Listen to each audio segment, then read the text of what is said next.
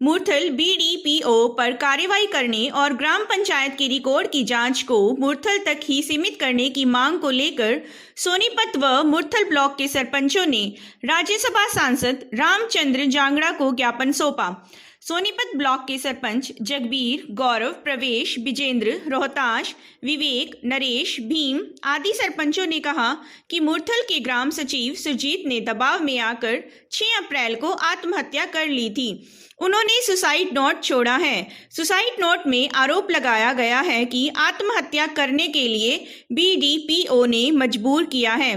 Police ने उक्त अधिकारी के खिलाफ मामला भी दर्ज कर रखा है, उसके बाद भी अधिकारी को गिरफ्तार नहीं किया गया है। सरपंचों ने मांग करते हुए कहा कि बीडीपीओ को पद से निलंबित करना चाहिए। घोटाला मुरथल ब्लॉक के हसनपुर गांव की पंचायत में हुआ है। सोनीपत और पूरे मुरथल ब्लॉक की पंचायतों को परेशान न किया जाए।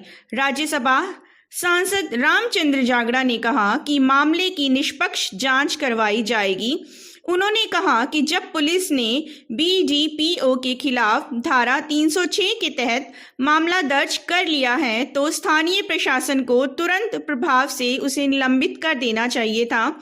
उन्होंने सरपंचों की मांग को मुख्यमंत्री तक पहुंचाने का आश्वासन दिया। गोहाना से हरियाणा उत्सव के लिए रवि नारंग की रिपोर्ट। ये सुसाइड नोट पुलिस को मृतक की जेब से बरामद हुआ है और पुलिस ने दफा 306 कंपेल टू कमिट सुसाइड की धारा के तहत बीडीपीओ मनीष मलिक के खिलाफ 6 तारीख को ये एफआईआर लॉन्च कर दी है। ये बीडीपीओ के खिलाफ अब तक जिला प्रशासन ने कोई कार्रवाई नहीं की है। ना उसको गिरफ्तार किया गया, ना उसको सस्पेंड किया गया, ना उसको कोई शोकाज नोटिस दिया गया। इतना बड़ा काम जिले के अंदर हो गया, एक आदमी ने सीधी अपनी आत्महत्या की जिम्मेदारी अपने अधिकारी के ऊपर लगा दी, लेकिन वो अधिकारी अब भी दोनों ब्लॉकों का इंचार्ज है, सोनीपत का भी और मुरथल का भी, और उस जांच को प्रभावित कर रहा है। कुछ दिन पहले यही सरपंच प्रतिनिधिगण मेरे पास आए थे, मैं महम में था। मैंने इनके सामने एडिशनल प्रिंसिपल सेक्रेटरी पंचायत विभाग श्री सुधीर राजपाल से बात की थी। उनका जवाब आया था मेरे पास, वापसी फ़ोन आया कि मैंने इस मामले की जांच तो principal commissioner mister executive officer जिला परिषद को दे दी है और बाकी का जो इसके खिलाफ जो कार्रवाई करने का जो अधिकार है वो जिला प्रशासन को, डिप्टी कमिश्नर को ही होता है, वही उसके खिलाफ कोई कार्रवाई करेगा। मैंने सभी सरपंचों के सामने माननीय उप मुख्यमंत्री जिनके पास ये विभाग है श्री दुष्यंत चौटाला जी, उनको भी फ़ोन पर इस बात से अवगत करा दिया था कि ऐसे ऐसे एक अधिकारी के खिलाफ पर्चा दर्ज हुआ है, उसके खिलाफ कार्रवाई की जाए। मुझे नहीं पता ऊपर क्या कार्रवाई हो रही है, मेरे ये संज्ञान में नहीं है, लेकिन आज पुनः इन सरपंचों का मेरे पास फ़ोन गया कि वो अधिकारी बजाय उसके ऊपर कोई कार्रवाई होने के तमाम सरपंचों की उसने फाइलें मंगाई हैं, खाते मंगाए हैं कि जहाँ जहाँ ये सेक्रेटरी रहा है, जिस जिस पंचायत में जो ठेकेदार ने वहाँ के बिल दिए हैं, उस ठेकेदार के बिल हैं, मैं सभी पंचायतों की जांच करूँगा। अभी इस ज्ञापन के अनुसार सरपंचों का यही कहना है कि इन्हें जांच से कोई एतराज़ नहीं है, जांच कर ली जाए।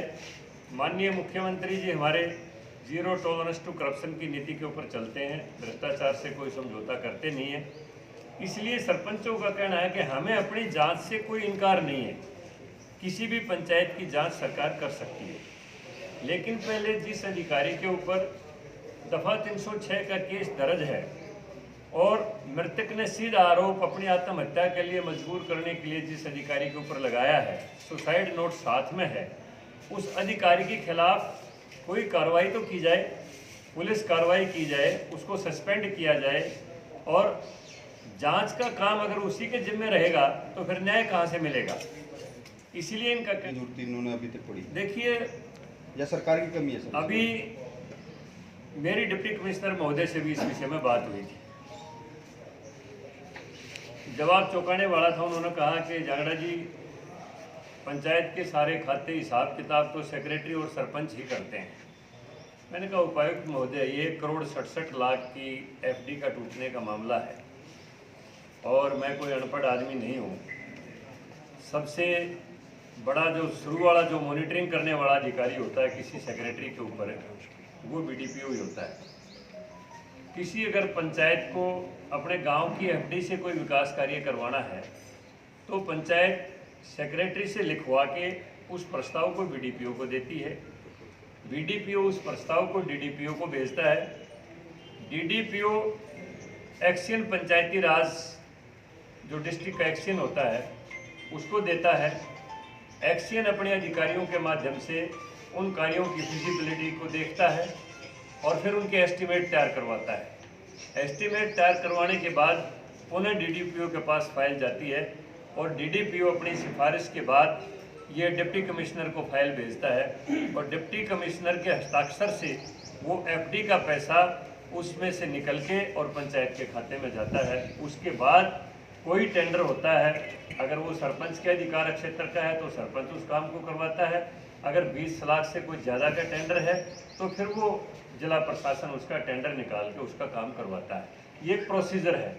ये संभव नहीं है कि एक ग्राम सचिव डीसी के भी दस्तक कर ले और एसडीएम के भी दस्तक कर ले, डीडीपीओ के भी दस्तक कर ले और बीडीओपीओ को भी दस्तक कर ले और एफडी को वही अपने लेवल के ऊपर 1,67,00,000 की एफडी निकलवा ले। ऐसा संभव नहीं है।